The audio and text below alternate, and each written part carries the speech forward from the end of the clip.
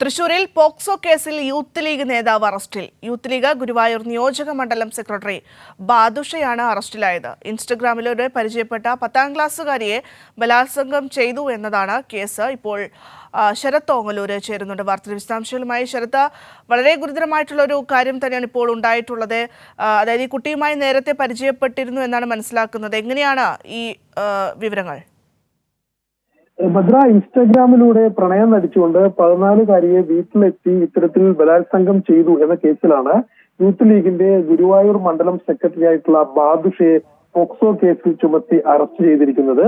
ഈ പെൺകുട്ടിയുടെ വീട്ടിലെത്തി അച്ഛനും അമ്മയും ഇല്ലാത്ത സമയം നോക്കി വീട്ടിലെത്തി ഈ പെൺകുട്ടിയെ ഇത്തരത്തിൽ ബലാത്സംഗം ചെയ്യുകയായിരുന്നു. എന്നിട്ട് അതിന്റെ ദൃശ്യങ്ങൾ മൊബൈലിൽ പകർത്തി ഭീഷണിപ്പെടുത്തിയെന്നും പറയുന്നു.